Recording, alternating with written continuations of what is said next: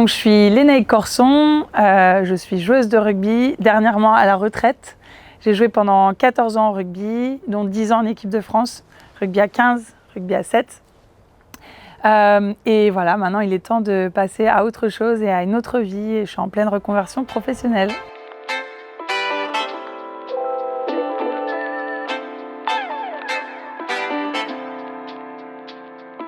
Ce qui m'a attirée en premier au rugby, c'est vraiment la cohésion de groupe. Vraiment, c'est pas un cliché comme quoi le rugby est le plus beau sport collectif qui puisse exister. C'est vraiment Je venais de l'athlétisme, j'en avais fait pendant 14 ans. Et finalement, quand on gagne, on est seul, et quand on perd, on est aussi très seul. Et ce qui m'a frappée au rugby, c'est vraiment qu'un groupe dans son entièreté veuille atteindre ses objectifs, gagner des matchs. Et c'est tellement plus motivant quand on est ensemble pour venir à l'entraînement. Il y a toujours des moments où on est un petit peu moins dedans et en fait, il y a toujours la copine à côté qui est là pour te donner la motivation et envie d'atteindre nos objectifs. Alors, j'ai commencé le rugby assez tardivement, à l'âge de 20 ans. Ce qui est assez tard quand on veut espérer avoir une carrière de très haut niveau. Mais j'ai commencé d'abord à la fac, à l'université, c'est là où je découvre le rugby. Clairement, je ne sais pas faire de passe, c'est limite si je sais rattraper un ballon. Je ne connais pas les règles du rugby. Dès que je me retrouve en match, je me mets toujours à étrangler les gens, à leur faire des bras fidjiens parce que je plaque très très haut et parce que je suis très très grande. Mais c'est un sport où j'ai accroché de suite. Je sais que mon papa était coach de rugby. Alors après chaque entraînement, je l'appelais et je dis ouais, j'ai fait ça. Et comment ça marche? Et en fait, j'étais passionnée par ce sport et j'avais envie d'apprendre. J'étais mais très très curieuse et j'avais cette soif d'apprendre. Et c'est vrai que quand je croise aujourd'hui des coéquipières avec qui j'ai commencé, elles me disent c'est incroyable que toi, qui ai commencé le rugby à 20 ans, qui ne connaissait rien, et eu une carrière telle que je l'ai eue, c'est-à-dire jouer 10 ans en équipe de France, jouer une Coupe du Monde, fait partie des meilleures joueuses à mon poste. Et c'est vrai que c'est sacrément grand quand on se retourne derrière et qu'on regarde sa carrière et de se dire punaise, j'ai commencé le rugby à 20 ans et en fait j'ai eu une carrière qui était juste incroyable, mais parce que j'aimais ça et que j'étais profondément passionnée.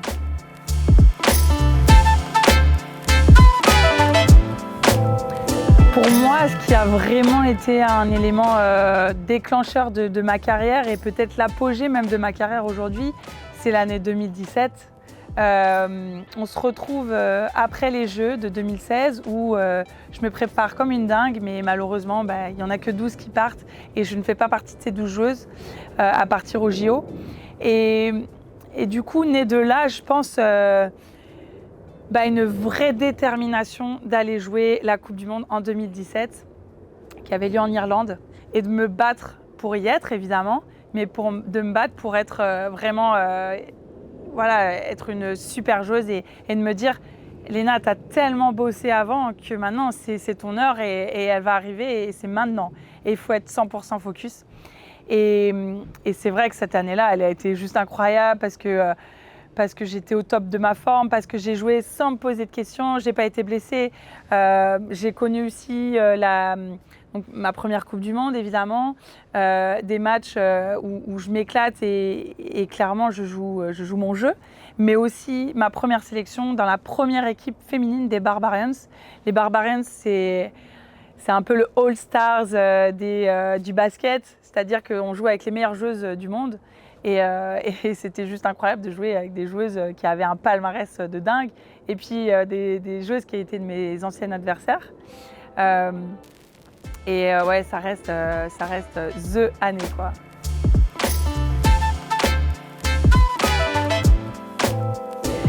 C'est vrai que quand on est une femme et qu'on joue au rugby, ça a été quand même beaucoup de clichés, de stéréotypes dont j'ai dû me battre dans mon quotidien. Mais là encore, le fait d'être une équipe et d'avoir une certaine sororité entre nous, d'avoir une vraie solidarité entre les filles en disant on a le droit de jouer ce jeu parce que parce que tout simplement, on a le droit de faire ce qui nous plaît aujourd'hui en France. On a la chance d'avoir un pays où on se sent libre et on doit se sentir libre de jouer le sport qu'on veut. Qu'on soit un homme et qu'on veut peut-être faire de la danse ou des sports dits assez féminins, ou qu'on soit une femme et qu'on veuille faire du rugby, un sport dit masculin. Et aujourd'hui, je pense que quand je regarde encore derrière moi, je me dis waouh, il y a eu un sacré gap de passé.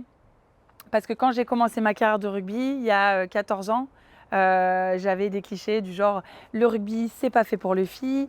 Il y avait des grands noms du monde du rugby qui te disaient que le rugby c'est ni du rugby ni féminin. D'autres qui disaient ah ouais ma soeur a joué au rugby mais en fait on était tous contre. Et en fait on se dit waouh comment c'est possible qu'on soit aussi fermé sur le fait qu'on peut être une femme et jouer ce sport. C'était dingue.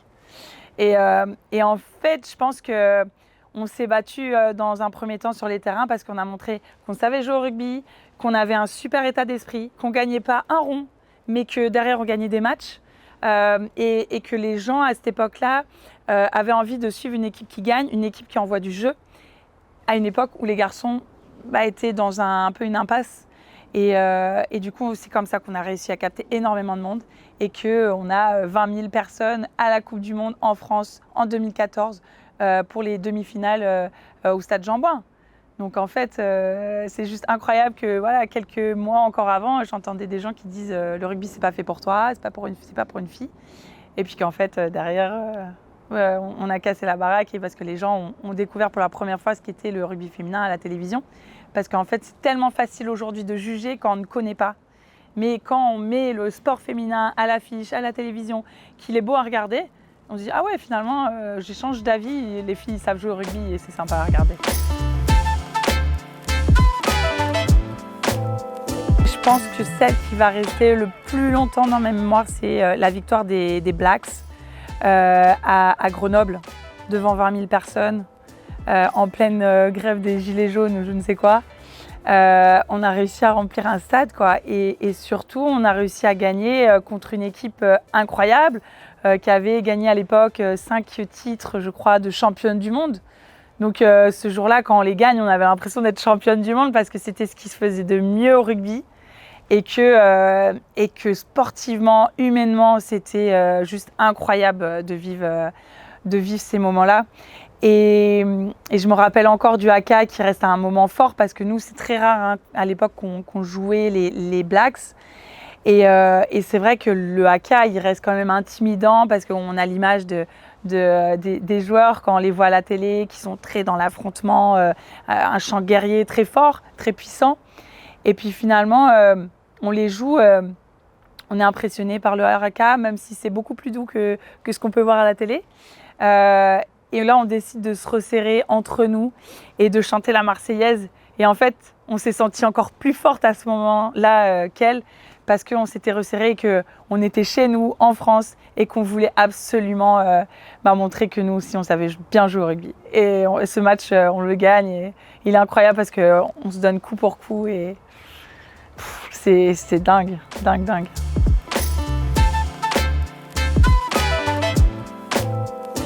Je pense que je décorrèle pas vraiment ma vie de femme et ma vie de sportive de haut niveau. Pour moi, c'est une seule et même femme. Je me vois comme quelqu'un qui s'est toujours battu dans la vie, qui n'a jamais rien lâché, même quand on lui disait « Ah, c'est foutu pour toi » ou « C'est fini » ou t'es complètement quelqu'un qui est perché, tout ça. Enfin bref, j'en ai tellement entendu parler. Mais je pense que la vraie force, finalement, c'est de jouer sur sa singularité. C'est être qui on est, d'être authentique et de rester qui on est.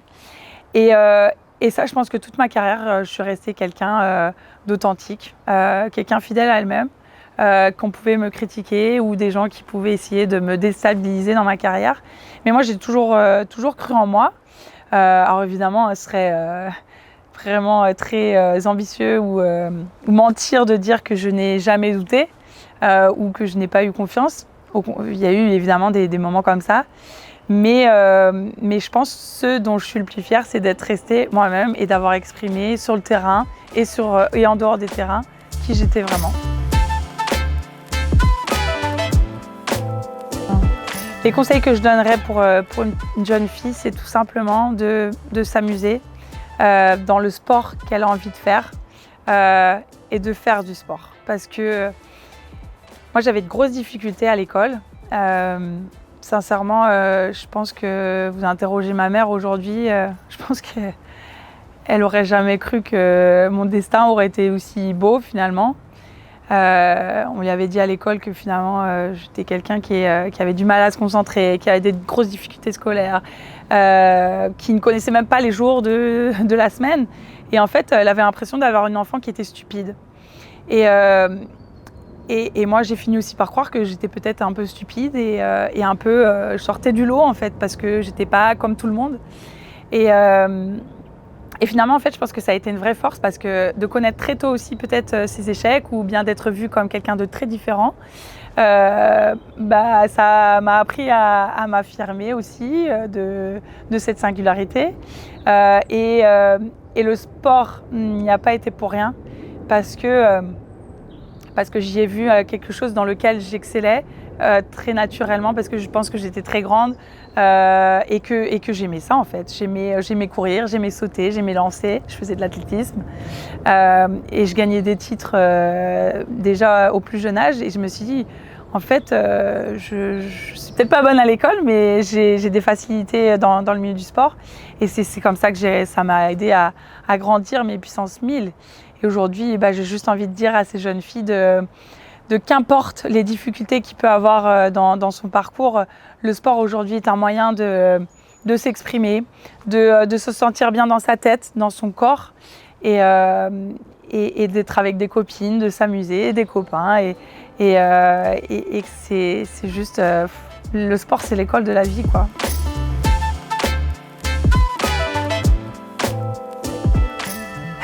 Ça a été dur, hein. Ça a été très très dur de prendre cette décision de partir à la retraite parce que le rugby ça faisait partie de ma vie, ça faisait 14 ans que j'en jouais et que je savais aussi que ce moment fatidique de prendre sa retraite allait arriver un jour ou l'autre. Et je suis partie en Angleterre pour ma dernière année pour découvrir ce qu'était justement le meilleur niveau pour moi du rugby féminin dans le monde, parce que ça fait 10 fois qu'on se heurte aux Anglaises dans le tournoi Destination, sur des Coupes du Monde. À chaque fois qu'on les joue, on les perd. Ça fait 10 fois d'affilée. Et je me dis, punaise, j'ai envie d'aller voir un peu qu'est-ce qui se passe là-bas, parce qu'il y a un truc, quoi. Pourquoi elles sont si fortes, pourquoi elles sont si performantes, pourquoi il y a autant de monde aussi à les suivre dans les stades. Et pourquoi elles ont des contrats, enfin pourquoi il y a une telle différence énorme avec la France. Et en partant, j'ai pu me rendre compte qu'effectivement, il y avait des droits télé, il y avait une plateforme en ligne qui diffusait tous les matchs le week-end. Les meilleurs matchs étaient diffusés sur BBC Sport ou BT Sport. Les stades étaient quand même plus ou moins pleins, hein. Il y avait quand même 4000 personnes en général sur nos matchs au Harlequins, donc ce qui est quand même conséquent. En France, j'ai pas la moyenne, mais on est largement en dessous de 1000 personnes. Hein. Et finalement, je me suis rendu compte que la grosse différence se jouait sur les contrats parce que les joueuses étaient contractualisées. Donc j'ai signé un contrat quand je suis partie en Angleterre. Mais ce contrat, clairement, était très, très précaire parce que je gagnais 800 pounds par mois. Mais ces 800 pounds me permettaient juste de me payer mon logement, en fait, parce que Londres est une ville qui coûte très cher. Et donc forcément, quand tu sais que tout ce que tu gagnes, en fait, tu le mets dans le prix de ton logement, forcément, c'est dur, quoi. C'est dur et j'ai décidé d'arrêter parce que tout simplement j'en avais marre de galérer financièrement et que je sentais que je pouvais plus autant me focaliser sur ma pratique parce que je devais aussi gagner ma vie. Vous en doutez bien, quand on gagne juste de quoi payer son loyer, je rentrais en France plusieurs fois par mois pour faire des conférences, des séminaires, essayer de vendre finalement ma personne et mes connaissances et mon expertise sur le domaine du sport du haut niveau, du management d'équipe, sur la RSE, mon engagement environnemental. Mais pour moi, c'était plus productif comment peut-on être qu'à 50% dans une pratique où il faut l'être à 100% quand on veut jouer du haut niveau, gagner sa place le week-end, jouer des matchs. En fait, ça rimait plus à grand-chose. Et donc voilà, j'ai décidé de sortir de cette précarité, d'être seulement à 50-50 sur différents projets à la fois. Et ça ne me ressemblait pas. Pour moi, j'avais besoin d'être à 100%. Et comme je ne l'étais plus, j'ai arrêté. J'ai pris cette décision d'arrêter.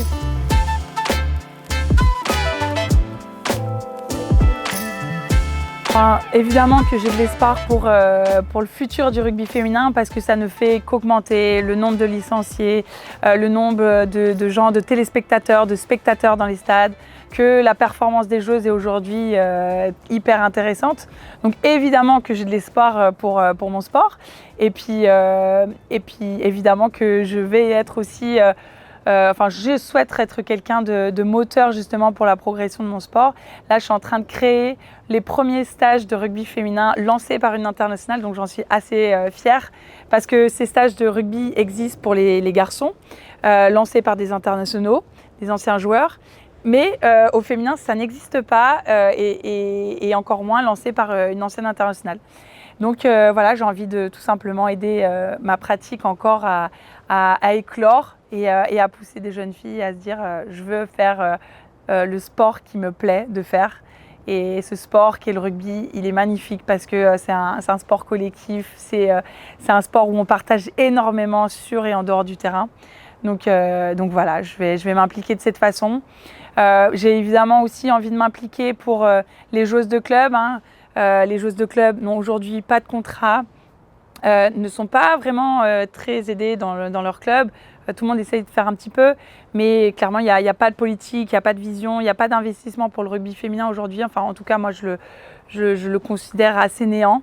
Donc, j'ai envie d'y participer et puis de bouger nos instances pour que, justement, elles comprennent qu'il faut investir dans le rugby féminin parce que ça leur apportera beaucoup plus que de l'argent, aussi beaucoup de cet aspect finalement sociétal qu'on veut avoir dans une société, c'est-à-dire de l'égalité des chances qu'on soit une femme ou un homme.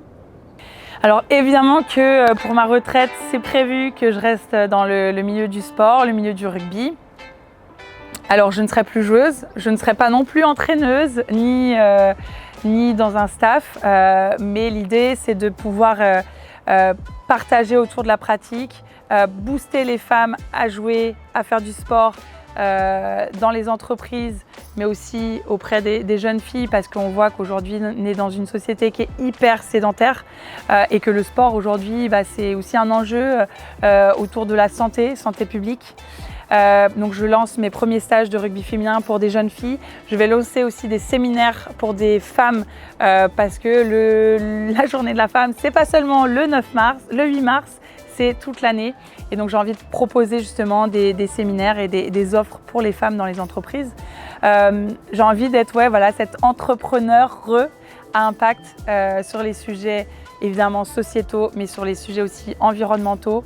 Je suis en train d'également lancer une association avec un associé qui s'appelle The Climate Workout, qui a pour but de mettre le sport et l'environnement dans le milieu de l'entreprise pour justement qu'on ait envie de se bouger, mais aussi de façon positive, déculpabilisante, et puis surtout se bouger et puis se dire demain il faut agir contre le réchauffement climatique. On peut y arriver seulement si on y va ensemble. Et voilà, je pense que je suis quelqu'un d'assez engagé, déterminé, qui lâche pas dans la vie. Donc tout ce que j'ai appris au rugby, maintenant je veux le mettre au service de tous ces beaux projets. C'est des projets très challengeants mais qui sont hyper excitants.